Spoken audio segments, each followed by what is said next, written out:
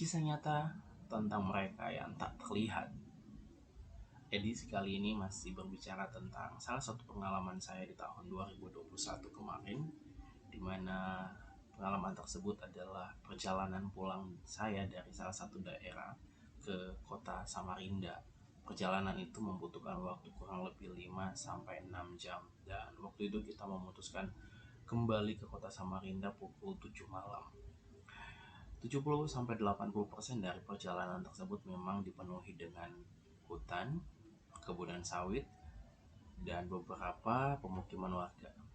Walaupun memang hampir besar kita ngelewatin itu adalah hutan atau perkebunan sawit.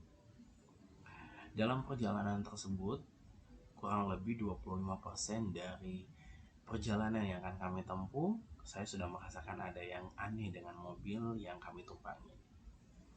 Saya merasa mobil itu tidak seperti pada waktu kami masih berada di kota sebelum kami meninggalkan kota tersebut.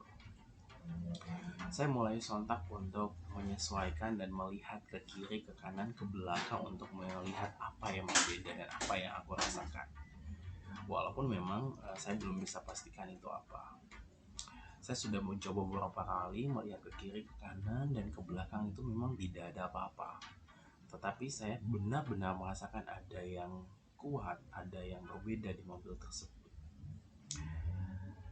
Singkat cerita, mobilnya pun terus berjalan menyesuaikan dengan perjalanan yang ada, dan jujur medan yang akan kami tempuh itu lumayan terjal dan lumayan banyak jalan yang masih rusak. Jadi memang kami harus ekstra hati-hati dalam perjalanan tersebut. Dalam mobil tersebut ada 4 orang, satu supir, di depannya satu, dan bagian keduanya ada 2 orang, saya dan teman saya. Teman saya di samping kanan udah tertidur dengan lelap karena memang dia juga pergantian untuk membawa kendaraan karena dia akan ganti di waktu malam nantinya atau sudah menunjukkan ke larut. Dan pada saat berada di titik di mana mobil kami tidak ada di depan dan tidak ada mobil di belakang, di situ saya mulai lebih merasakan merinding.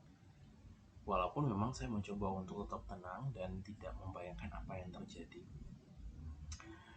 Sontak cerita, saya mulai merasakan bahwa ada yang mulai berjalan di atas mobil tersebut. Sedikit demi sedikit bunyi langkah tangannya, dan akhirnya tangannya itu muncul di jendela sebelah kiri saya. Dan tidak hitungan sampai 5 pun, tiba-tiba teman di samping kanan saya tuh teriak dengan histeris karena dia melihat ada sosok aneh di kaca di samping saya. Dan saya menenangkan dia dan menyampaikan bahwa mungkin itu adalah mimpi karena kan kamu sempat tertidur tadi. Walaupun memang saya sudah mengetahui bahwa di mobil tersebut ada penumpang gelap yang tidak kami harapkan atau yang tidak kami ketahui. Akhirnya saya pun mengetahui ternyata ada sosok yang mengikuti mobil kami di bagian atas mobil tersebut. Ketika beberapa saat dia berpindah untuk masuk ke dalam dan berada di kursi di belakang tepat kursi saya. Pada saat dia sudah berada di belakang, disitulah posisi benar-benar saya tidak nyaman. Saya sudah mulai merasakan mual, pusing, bahkan sudah mulai tidak nyaman sama sekali. Tetapi saya tidak boleh menunjukkan kalau saat itu saya sudah mulai melihat ada sosok di belakang saya. Karena saya tahu pasti 3 teman saya dalam kondisi sangat penakut.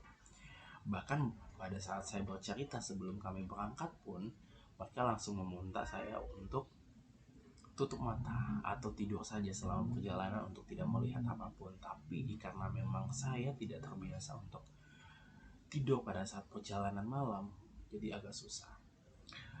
Sosok tersebut mengikuti kami sampai kita memasuki kota Samarinda, dan tiba-tiba dia menghilang, dan disitulah perasaanku mulai lega.